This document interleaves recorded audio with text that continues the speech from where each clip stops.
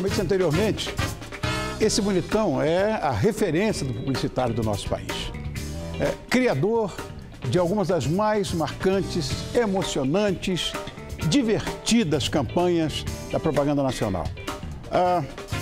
E, de repente, o homem de negócio se transformou em homem de prêmios.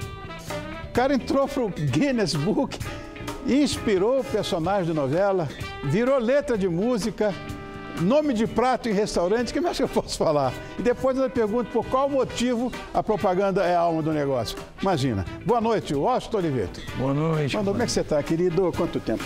Tudo bem, e você? Muito obrigado por ter vindo, Washington. Tão contente com você aqui. Fazia tempo que você não vinha aqui. Fazia mesmo. Eu gostaria de vir mais frequentemente. Estou muito feliz hoje. Obrigado, querido. E agora vai ficar mais distante ainda, porque fisicamente nós estamos separados pelo Oceano Atlântico. Não, mas eu venho toda hora para cá e você vai um pouquinho para Londres também. Obrigado, querido. Bom, você tem uma carreira mais do que prestigiada, uma coisa fora de propósito, reconhecida, estabilizada. Atualmente, eu queria perguntar a você, porque as coisas mudaram muito. E existe sempre essa equação do homem com a época em que ele vive. Para você hoje, o que é um publicitário? Olha, tem uma coisa que não mudou, que é a origem e a necessidade da publicidade, que é a grande ideia. Então, eu te diria que um publicitário foi assim na idade do layout lascado. Sim. E é assim nos dias de hoje. É aquele profissional que consegue, através da somatória de muitas informações sobre o que é o produto a ser anunciado e quem é o público que vai receber aquela mensagem, ter uma ideia que seja totalmente original, absolutamente pertinente e que tenha um mérito que é maior do que todos, que pareça que não foi o publicitário que fez, pareça que foi aquele próprio produto que se auto-anunciou. É aquela coisa que você olha e diz assim, puxa, esse produto só podia ter uma publicidade assim. É interessante que eu costumo dizer, quando me perguntam como é que você vira um publicitário conhecido, famoso. Eu digo, olha, faça muitas campanhas que pareça que não tiveram um autor, que aí todo mundo vai querer saber quem foi o autor. Claro, sabe, porque, na verdade, o que fascina a quem vê uma propaganda, por mais que você tenha um interesse mercantilista, comercial, não importa, é a emoção que a criação transmite a você. É aquela sensação. Eu choro em propaganda e rio em propaganda. É aquela sensação. Primeiro, de vez em quando, você diz assim, puxa, como é que eu não pensei nisso antes? Né? Que é muito gostoso isso. E a outra coisa é aquela coisa de dizer assim, puxa, isso me encantou, isso me divertiu, isso me seduziu. Por isso mesmo que, de vez em quando, a gente vai num supermercado e tem dois produtos iguaizinhos, custam a mesma coisa, e você não sabe muito bem por que você vai mais com a cara de um. É aquela informação que o teu subconsciente registrou de uma mensagem simpática, divertida, inteligente, até porque a publicidade, Rony, no fundo, é intromissão, né? Sem dúvida. Ninguém ligou a TV Gazeta para ver o comercial, ligaram para ver o Rony Fon, para ver informações, para ver entretenimento. Quando entra o comercial, ele é um intrometido. O mínimo que o intrometido pode fazer é ser bem educado, ser charmoso, ser divertido. Bom de ouvir, bom de ouvir. Tem uma lenda, não sei se é lenda ou se é verdade isso, que já ouvi essa história milhões de vezes, que você ingressou na publicidade de uma forma absolutamente inusitada, coisa do destino, que você teve um pneu furado na frente de uma agência de propaganda. Isso é verdade? Foi o meu início. O que acontece é o seguinte, Rony, eu acho que todo mundo nasce para fazer alguma coisa bem na vida. E ninguém vai fazer melhor do que você.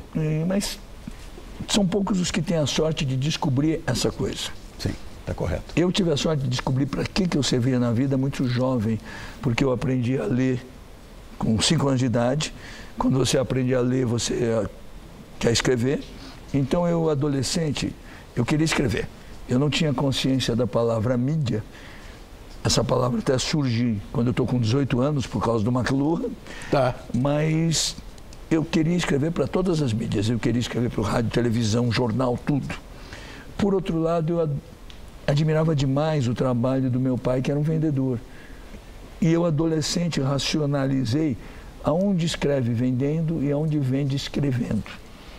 Na publicidade. Eu tive a sorte da geração profissional anterior à minha já ter profissionalizado a publicidade no país quando eu era adolescente. Então eu encontrei uma situação, quando eu comecei aos 18 anos, muito favorável para um menino com as minhas ambições. O que aconteceu foi o seguinte: eu, como tinha aprendido a ler cedo, minha vida foi adiantando, e mesmo sem ser um bom aluno, como eu lia muito, eu entrei em 3 universidades. Uau. Fiz o vestibular, fui entrando. Aí, minha mãe e minha tia queriam muito que eu estudasse muito, que eu fosse muito formado.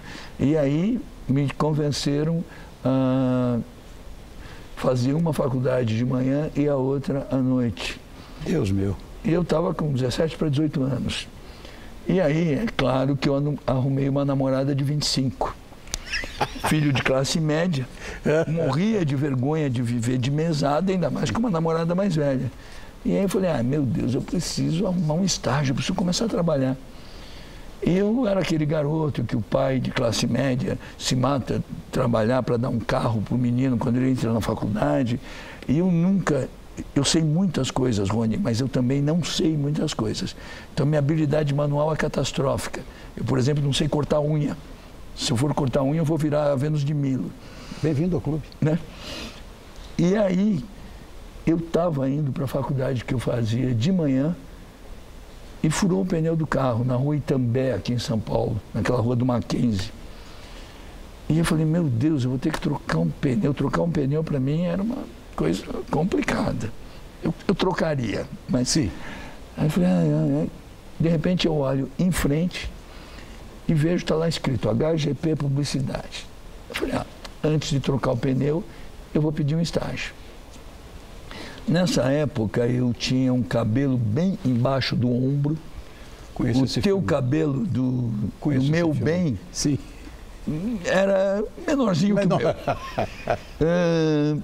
Usava uma jardineira sem camisa e um tamanco azul acetinado.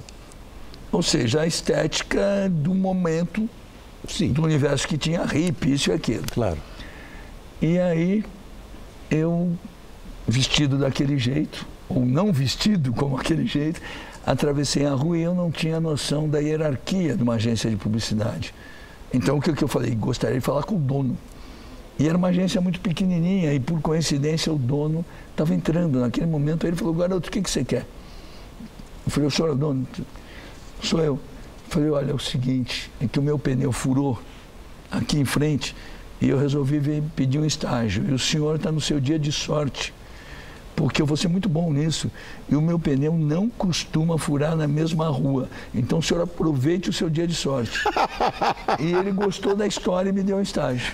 Que coisa bonitinha de ouvir. Foi curioso, porque quando eu, há 2 anos atrás, entrei para aquele Hall of Fame, sim, da história da comunicação em Nova York, sim, eu tinha que fazer um discurso. Eu ouvi o discurso. Tudo que eu não queria que o discurso fosse chato.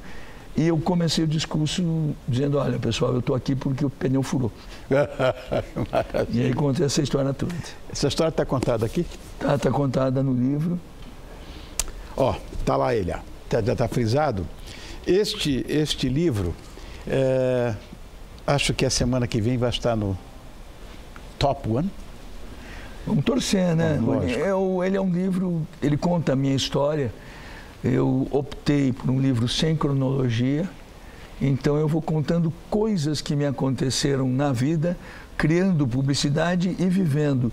Porque eu acho que o grande diferencial do meu trabalho, da minha vida profissional, foi, mesmo eu sendo um absurdamente fanático publicitário, certamente o mais fanático da minha geração no Brasil e no mundo, eu nunca me realimentei de publicidade, eu sempre me realimentei da vida, da música popular, da arquitetura, do cinema, da literatura, da televisão, de tudo. E o livro conta isso. Então o livro, se você perguntar para quem é esse livro, Vou te dizer, não é para quem gosta só de publicidade, é para quem gosta de histórias. São histórias da minha vida. E é interessante porque, como você teve uma mega influência, da qual eu também fiz parte, você falou em McLuhan aí. McLuhan, para mim, foi o grande futurólogo, né? Ele pensava muito na frente. E você, de certa forma, tem essa visão também. Você está muito à frente do seu tempo, sempre. Eu sou muito inquieto e curioso, né? Eu só não abro bolsa de mulher porque é feio. Mas eu tenho uma curiosidade monumental. Mas dali tem Prato Feito, Lata Velha. Nós fizemos uma vez um programa aqui, Washington, e trouxemos bolsas de mulher, várias, da produção, sem que elas soubessem. Você não tem ideia do que saía de dentro. É muito engraçado. Meu Deus do céu. Bom, olha, todo mundo tem profunda admiração pelos personagens que você criou na propaganda. Talvez um dos mais emblemáticos tenha sido aquele que você fez com Carlinhos Moreno, né? O Garoto Bombril, que foi, eu não sei quanto tempo houve essa permanência do Garoto Bombril no ar. Foram 35 anos direto. Uau. Olha, para você ter uma ideia, o personagem Garoto Bombril entrou para o Guinness Book of Records como a campanha de maior durabilidade, com o mesmo criador, o mesmo diretor e o mesmo ator, em 1990 e pouquinho. No livro eu dou essa data exata, quando estava com 190 e poucos comerciais. Em 35 anos nós chegamos a quase 400. Uau, uau. E isso muito, sem dúvida nenhuma, o personagem tem uma biografia muito bem escrita. É curioso, quando você escreve um personagem, você tem que fazer uma coisa que eu chamo de administração de biografia. O que é isso? Você vai trabalhar sempre com o presente dele, mas você tem que ter a capacidade de imaginar como foi o passado dele e como será o futuro. E o personagem Garoto Bombril teve uma boa administração de biografia e tem um mérito que é o seguinte: o Carlinhos, porque o Carlinhos, ele tem uma capacidade adorável de ser vários sem deixar de ser ele mesmo, que é tudo que eu queria para o personagem. Sensacional. É claro que existe a outra emblemática, até a raiz de qualquer cabelo, que é aquela campanha da Valizer, do primeiro sutiã. Você não teve medo na época? Na época, eu vou dizer, eu não teria coragem de fazer isso. É curioso, jamais passou por mim naquela época a ideia do medo. Isso tem tempo, né? Que coisa mais linda. Este ano o comercial está fazendo 30 anos. 30? 30 Você não anos. tem essa idade, como é que pode? É curioso, porque na época esse comercial surge de duas observações tão óbvias, na verdade. Quando eu recebi o briefing da Valizer dizendo que eles queriam rejuvenescer a marca, muito rapidamente me passou pela cabeça a ideia de que, de todas as roupas que existem no vestuário feminino e masculino, o sutiã é a única que é roupa, mas não é só roupa. É também a transição da menina para a mulher. E isso eu imaginei na hora que isso podia rejuvenescer e emocionar a mulherada. É emocionante até hoje, 30 anos depois. Isso é uma coisa absurdamente E a outra coisa é que ele tem uma coisa que foi uma opção nossa, clara, que ele é um comercial de uma lingerie de nylon com uma carinha de algodão. De fato. Né?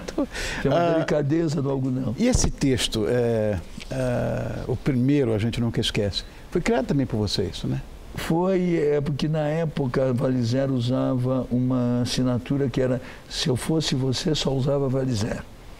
E quando a gente escreveu o filme, chegamos à conclusão que o primeiro A Gente Nunca Esquece era melhor para o filme. E essa expressão depois invadiu a cultura popular, a ponto de todos os dias, praticamente, em algum lugar está escrito o primeiro: isso a gente nunca esquece. O Cachorrinho da Cofap também foi uma coisa tão... O Cachorrinho da Cofap foi muito divertido fazer. E o Cachorrinho da Cofap, ele envolve um momento que a gente jamais imaginava. Para as filmagens, que eram vários filmes, foram treinados durante alguns meses 3 Dachshunds, Sim. que depois mudaram seus nomes para Cofapinhos. Cofapinhos, foram treinados exaustivamente, eles eram iguaizinhos, para fazer qualquer cena. E a gente ia filmar tudo com os três e depois usar o que cada um fez melhor, porque eles eram iguais. E os cachorrinhos, depois de treinados, eles assim estavam os cachorros do Circo de Moscou. Faziam qualquer coisa, né? No dia da filmagem, eles não fizeram nada. Nada. E aí a gente descobriu por quê. Porque eles não tinham sido treinados embaixo da luz de cinema. Ah, tá. Eles estranhavam a luz e aí teve que retreinar tudo. Ai, coisa. Olha, tem uma peça publicitária sua que, no meu entender, é a mais importante peça publicitária da história da propaganda mundial. Nada vai chegar perto dessa campanha que você fez para a Folha. Essa aí.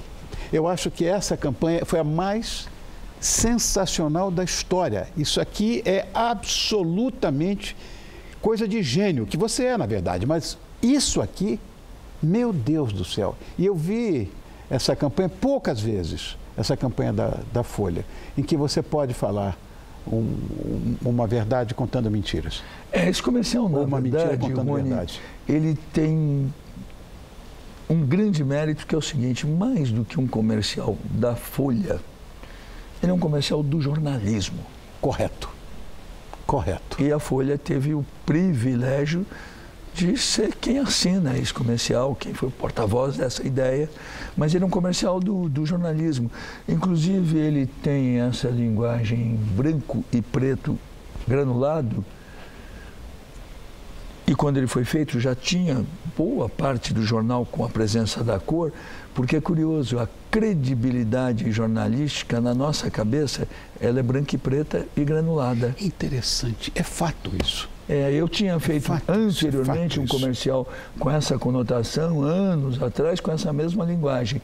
Quando nós fomos fazer o comercial Hitler, a gente não tinha dúvida que o branco e preto e granulado era a linguagem correta. Tanto assim que todos os outros comerciais da Folha, depois o Collor antes e depois do impeachment, o Explicação e tal, a gente sempre usou essa linguagem.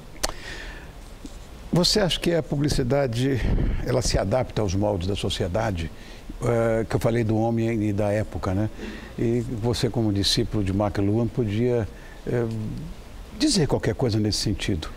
Eu acho que a publicidade, ela não é arte, ela é um ofício, um artesanato que se utiliza de componentes da arte para se manifestar, como a música, como o desenho, como a fotografia, como o cinema, mas ela não é arte porque ela não é manifestação de opinião. Ela é uma manifestação de uma opinião de um produto. E ela também não é arte porque ela tem uma coisa que a arte não tem obrigação de ter, que é o entendimento imediato. Correto. Ou seja, o Van Gogh morreu sem saber que ele era o Van Gogh. É verdade, é verdade. E a publicidade não pode acontecer isso. Então, o que a publicidade tem obrigação? Ela tem obrigação de, mesmo não sendo arte, de andar grudadinha no para-choque traseiro da vanguarda. Muito boa essa metáfora. Washington, vou mostrar mais uma vez a capa do seu livro, que você brinca com as palavras, mais uma vez, direto de Washington. Você sabe que eu resolvi fazer o livro quando eu cheguei nesse título. Antes do título, eu estava na dúvida se ia valer a pena. Aí, quando eu fiz o título, eu falei, meu Deus, agora só eu posso fazer esse livro, então vamos fazer, né? Rony, querido, nós dois temos histórias com livros, mais uma delas. Beijos, Washington. Obrigado, querido. Eu tive uma história adorável com o teu livro, né? Como palpiteiro. Não, você que inventou a história do Mãe de Gravata. Você que inventou isso. E tão leve, né? E você era um cliente tão bom, aprovou na hora. Obrigado, querido. Muito sucesso para você. Estando no Brasil, por favor, não me abandone. A gente sempre se fala por rede social. Eu falo sempre com você, com o Paulinho, mas eu queria a tua presença física um pouquinho mais. Eu estou morando em Londres, educando os meninos, trabalhando lá, mas eu venho sempre ao Brasil. Aliás, eu digo uma coisa, que é um privilégio você poder morar numa cidade como Londres, que você adora e tal, tendo o privilégio de poder voltar para o teu país a hora que você quiser. Lindo, lindo. Aí é muito bom. Obrigado, querido. Mais uma vez. Obrigado, Tiver.